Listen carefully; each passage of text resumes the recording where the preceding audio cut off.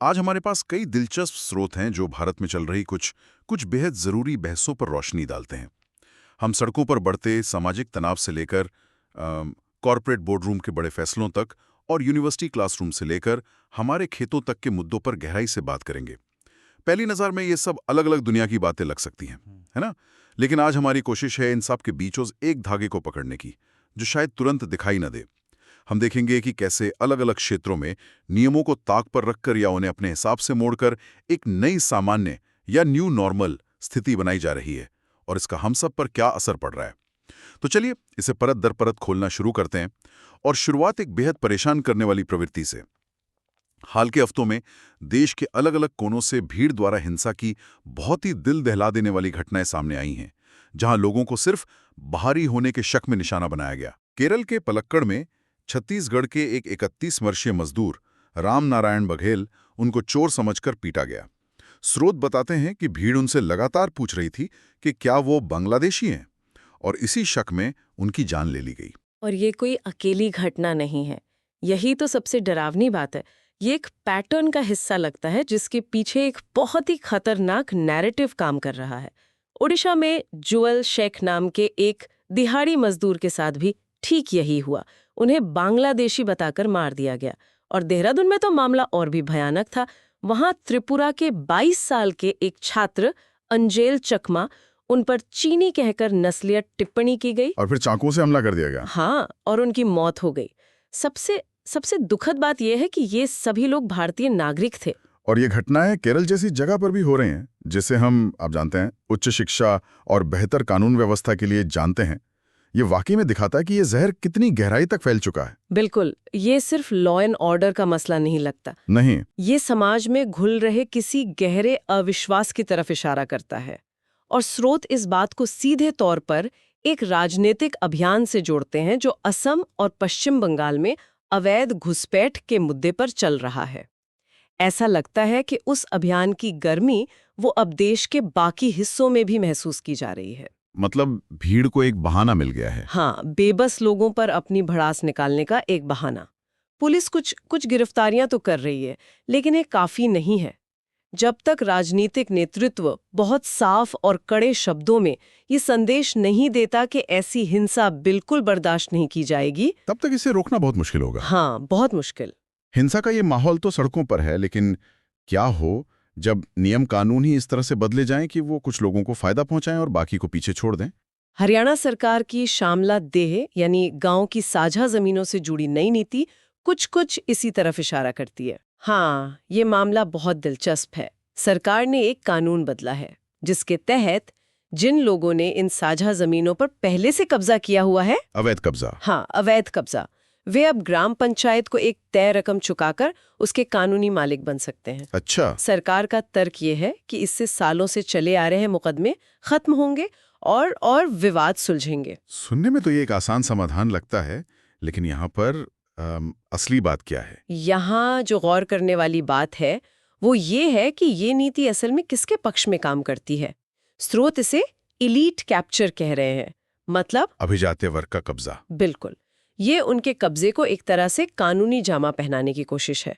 सोचिए, जो लोग पैसे देने में सक्षम हैं, और ये अक्सर वही प्रभावशाली लोग हैं जिन्होंने पहले कब्जा किया था, उन्हें अब जमीन का मालिकाना हक मिल जाएगा। और बाकी लोग? और इस पूरी प्रक्रिया में वे लोग पीछे छूट जाएंगे जिन्हें इन साझा जमीनों की सबसे ज्यादा जरूरत थी, जैसे भूमिहीन मजदूर या छोटे किसान। वाह, मतलब जिन लोगों ने पहले नियम तोड़ा, हाँ, अब वही पैसे देकर उसके मालिक बन जाएंगे। हाँ, यही हो रहा है। ये तो पूरी व्यवस्था को ही उलट देने जैसा है। सोतो में हरियाणा के इतिहास का भी जिक्र है, जहां दलितों को हमेशा से इन जमीनों पर उनके हक से दूर रखा गया है। 2007 की एक HIID स्टडी का हवाला दिया गया जो बताती है कि कैसे सरपंचों और अधिकारियों की मिलीभगत से प्रभावशाली लोग जमीनों पर कब्जा कर लेते हैं।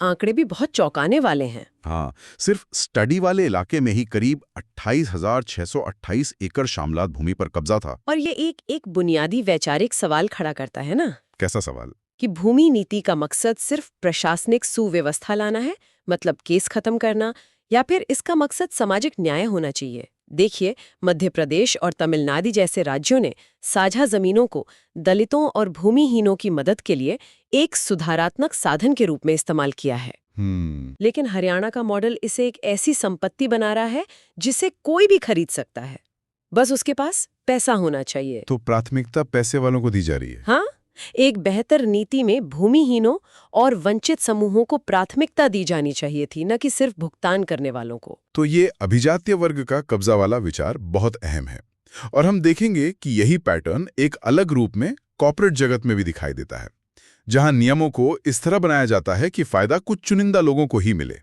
लेकिन उस पर आने से पहले व्यवस्थाओं की बात करें तो एक और जगह जहां नियमों को लेकर बड़ी बहस छिड़ी है वो है हमारे कॉलेज और यूनिवर्सिटी। हाँ, दिल्ली हाई कोर्ट ने हाल ही में एक फैसला दिया है।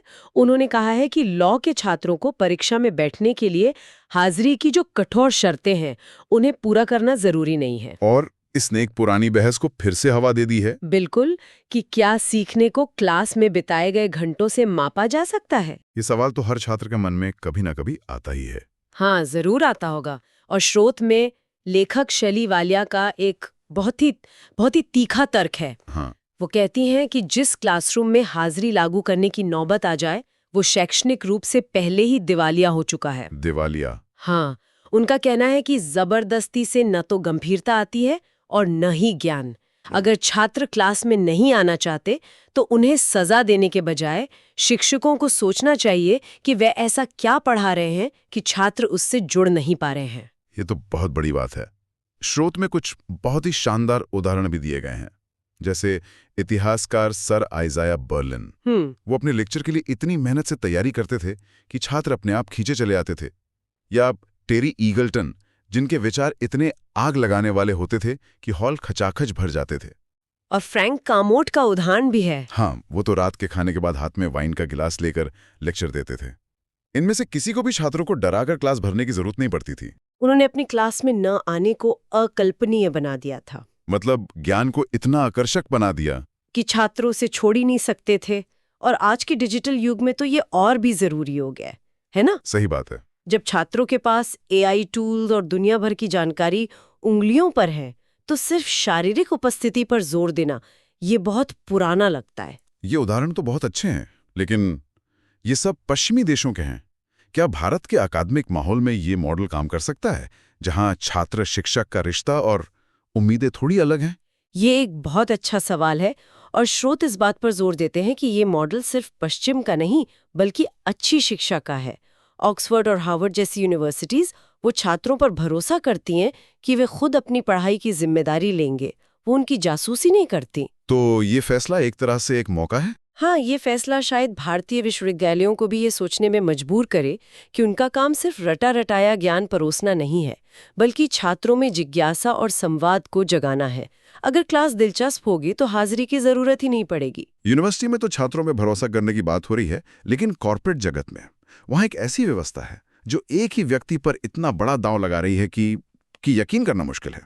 हम बात कर रहे हैं टेस्ला के CEO एलन मस्क के वेतन की। हाँ, ये मामला अपने आप में असाधारण है। टेस्ला के शेयरधारकों ने एक ऐसे वेतन पैकेज को मंजूरी दी है जिससे एलन मस्क को $1 खरब तक का भुगतान मिल सकता है। $1 खरब? हाँ, जाहिर है इसके लिए उन्हें कुछ लगभग नामुमकिन लक्ष्य हासिल करने होंगे। जैसे कंपनी की वैल्यू को $8.5 ट्रिलियन तक पहुंचाना और हर साल 20 मिलियन गाड़ियां बेचना। ये रकम इतनी बड़ी है कि सोचना भी मुश्किल है। लेकिन स्रोत इस पैकेज को लेकर कुछ गंभीर चिंताएं जताते हैं। हाँ, स्रोत इससे 2 बड़ी समस्याओं के चश्मे से देखते हैं। पहली है अतार्किक उत्साह, या जिसे इरैशनल एक्सुबरेंस कहते हैं। मतलब ये कि कई विश्लेषकों का मानना है कि टेस्ला का स्टॉक पहले से ही अपनी असल कीमत से कहीं ज्यादा पर ट्रेड कर रहा है। हाँ। ऐसे में यह पे पैकेज भविष्य पर लगाया गया एक बहुत बड़ा सट्टा है। जैसे कोई बबल हो। बिल्कुल, ये कुछ वैसा ही है जैसा 1929 और 2008 के बड़े आर्थिक संकटों से पहले देखा गया था, जब लोग हकीकत से दूर होकर सिर्फ उम्मीदों पर पैसा लगा रहे थे। महान अर्थशास्त्री कीन्स ने भी चेतावनी दी थी कि जब आर्थिक गतिविधियां सट्टेबाजी का नतीजा बन जाए तो सिर्फ नुकसान होता है। लेकिन क्या इसका दूसरा पहलू ये नहीं है कि इसी सिस्टम ने टेस्ला जैसी कंपनियों को इतना बड़ा बनाने और नई तकनीक लाने के लिए प्रोत्साहित किया? स्रोत इस पर क्या कहता है कि इनोवेशन और इस तरह की असमानता के बीच संतुलन कैसे बनाया जाए? ये बहुत वाजिब सवाल है और स्रोत इस तरह के बड़े इनामों के खिलाफ नहीं है, लेकिन वो इसके पैमाने और प्रक्रिया पर सवाल उठाता है। और दूसरी और सबसे बड़ी समस्या जो स्रोत उजागर करता है वो है असमानता। अगर ये सट्टा काम कर भी जाता है तो ये एक ही व्यक्ति के हाथ में अकल्पनीय धन और शक्ति को केंद्रित कर देगा, जो कि लोकतंत्र के लिए ठीक नहीं है। बिल्कुल नहीं। स्रोत कहता है कि शेयरधारकों के वोट की ये प्रक्रिया भले ही कंपनी के नियमों के हिसाब से वैध हो, लेकिन क्या ये व्यापक समाज के नजरिए से न्यायसंगत है? खासकर तब जब वो व्यक्ति चुनावों में हस्तक्षेप करने और नफरती सामग्री को बढ़ावा देने जैसे कामों में शामिल रहा हो। तो ये दिखाता है कि मौजूदा सिस्टम फेल हो रहा है। हाँ, ये दिखाता है कि मौजूदा शेयर होल्डर सिस्टम पूंजीवाद की सबसे खराब प्रवृत्तियों को रोकने में पूरी तरह नाकाम रहा है। एक तरफ हम $1 अरब जैसी अकल्पनीय दौलत की बात कर रहे हैं जो एक व्यक्ति के हाथ में जा सकती है, और दूसरी तरफ देश के सबसे साफ कहे जाने वाले शहर में लोगों को पीने का साफ पानी तक नसीब नहीं हो रहा। ये विरोधाभास अपने आप में भारत की एक बड़ी कहानी कहता है। ये वाकई एक बहुत दुखद विडंबना है। इंदौर शहर जो कई सालों से भारत का सबसे स्वच्छ शहर चुना जाता रहा है हर साल, हाँ, वहीं नगर पालिका द्वारा सप्लाई किए गए दूषित पानी को पीने से कई लोगों की मौत हो गई और हजारों लोग बीमार पड़ गए। सरकारी आंकड़े 4 मौतों की बात करते हैं, जबकि अनाधिकारिक तौर पर यह संख्या 14 तक बताई जा रही है। और 200 से ज्यादा लोग अस्पताल में भर्ती हुए। हाँ, ये तो पूरी व्यवस्था पर ही एक बड़ा सवालिया निशान है। आखिर ऐसा हुआ कैसे? ये एक बड़ी व्यवस्था की विफलता है। स्रोतों के अनुसार सिर्फ पानी के नल तक पहुंच देना काफी नहीं है जब तक कि उसकी गुणवत्ता सुनिश्चित ना हो। सही बात है। नगरपालिका की सप्लाई को एक सुरक्षित स्रोत माना जाता है ना, तो लोग उस पर भरोसा करते हैं। लेकिन अगर पानी की गुणवत्ता की जांच और निगरानी की कोई ठोस व्यवस्था होती तो इसका समय पर पता चल जाता है। हाँ, और जानें बचाई जा सकती थी। राष्ट्रीय परिवार स्वास्थ्य सर्वेक्षण के आंकड़े भले ही कहें कि 96% घरों में पीने के पानी का बेहतर स्रोत है, लेकिन इंदौर की ये घटना दिखाती है कि कागज पर पहुंच और जमीनी हकीकत में कितना बड़ा अंतर हो सकता है। बिल्कुल, ये भरोसे का संकट है। पानी की किल्लत और गुणवत्ता की समस्या सीधे सीधे हमारे खेतों तक भी पहुंचती है, जहां एक और बड़ा संकट मुंह बाय खड़ा है, जलवायु परिवर्तन। बिल्कुल, ये दोनों मुद्दे जुड़े हुए हैं। जलवायु परिवर्तन का असर हमारी खेती पर बहुत बुरा पड़ रहा है, और इसका एक समाधान है जलवायु अनुकूल कृषि या क्लाइमेट रेजिलिएंट एग्रीकल्चर। आसान शब्दों में इसका क्या मतलब है? आसान शब्दों में इसका मतलब है खेती करने के ऐसे तरीके अपनाना जो बदलते मौसम की मार झेल सकें। इसमें बायोटेक से तैयार बीज, जैविक खाद और कीटनाशकों जैसी तकनीकों का इस्तेमाल होता है ताकि रासायनिक खादों पर निर्भरता कम हो। और भारत के लिए ये इतना जरूरी क्यों है? क्योंकि भारत की लगभग 51% खेती योग्य जमीन आज भी बारिश पर निर्भर है। ये बहुत बड़ा आंकड़ा है। आधे से भी ज्यादा। हाँ, और यही जमीन देश के कुल खाद्य उत्पादन का लगभग 40% हिस्सा पैदा करती है। ये पूरा क्षेत्र जलवायु परिवर्तन यानी कभी सूखा तो कभी बाढ़ के प्रति बेहद संवेदनशील है। तो सरकार इस पे कुछ काम कर रही है? हाँ, सरकार ने काम शुरू किया है। ICR के माध्यम से 448 गांवों में परियोजनाएं चल रही हैं और राष्ट्रीय सतत कृषि मिशन भी चलाया गया है। ये सुनने में तो बहुत अच्छा लगता है, लेकिन इसे जमीन पर मतलब बड़े पैमाने पर उतारने में क्या दिक्कतें आ रही हैं? स्रोत के मुताबिक कई बाधाएं हैं। सबसे बड़ी चुनौती है छोटे किसानों तक जानकारी और तकनीक की पहुंच। जागरूकता की कमी। हाँ, उनमें जागरूकता बहुत कम है। दूसरी समस्या है जैविक खाद और बीजों की गुणवत्ता, जो हर जगह एक जैसी नहीं है। जलवायु सहिष्णु बीजों को किसानों तक पहुंचाने की रफ्तार भी बहुत धीमी है। और तकनीक का भी मसला होगा। बिल्कुल, इन सब के ऊपर है डिजिटल विभाजन। AI आधारित जो आधुनिक उपकरण और सलाह है वो अभी भी ज्यादातर किसानों की पहुंच से बाहर है। इन सबको देखते हुए भारत को इसे बड़े पैमाने पर सफल बनाने के लिए एक स्पष्ट और सुसंगत एक नेशनल रोड मैप की जरूरत है। तो आज हमने देखा कि कैसे पहचान के नाम पर हिंसा, जमीन पर कब्जे को कानूनी बनाने वाली नीतियां, शिक्षा में जबरदस्ती की संस्कृति और कॉर्पोरेट जगत का अतार्किक लालच, हाँ, ये सब समाज के अलग अलग स्तरों पर एक गहरा तनाव पैदा कर रहा है। और ये सब अलग थलग मुद्दे नहीं है ना? नहीं, बिल्कुल नहीं। ये न्याय, समानता और हम कैसा भविष्य बना रहे हैं, इस पर बुनियादी सवाल उठाते हैं। चाहे हरियाणा की भूमि नीति हो या मस्क का पैकेज, दोनों एक ही बात दिखाते हैं क्या? कि कैसे व्यवस्थाएं, जो सिस्टम्स हैं, वो खुद असमानता को वैध बना सकती हैं, उसे लीगल बना सकती हैं। ठीक। यूनिवर्सिटी में हाजिरी की बहस हो या इंदौर की त्रासदी, दोनों इस बात पर सवाल उठाते हैं कि क्या हमारी मुख्य संस्थाएं अपना असली उद्देश्य पूरा कर रही हैं, चाहे वो ज्ञान देना हो या साफ पानी। बिल्कुल सही बात। आज की इस चर्चा के बाद एक विचार छोड़कर जा रहे हैं। हमने आज जिन समस्याओं पर बात की, चाहे वो भीड़ की हिंसा हो, जमीन पर कब्जा हो या नियमों को तोड़ मोड़ कर बनाया गया कोई वेतन पैकेज, इन सब में एक बात समान है, नियमों को ताक पर रखकर एक नई हकीकत बनाने की कोशिश। सोचने वाली बात यह है कि जब नियम तोड़ने वाले या उन्हें अपने हिसाब से मोड़ने वाले ही ये नई हकीकत बना दें और हमारी संस्थाएं भी उसे मान्यता देने लगें, चाहे वो हरियाणा में जमीन का कानून हो या टेस्ला का बोर्ड रूम, तो फिर एक आम इंसान इंसाफ की उम्मीद किस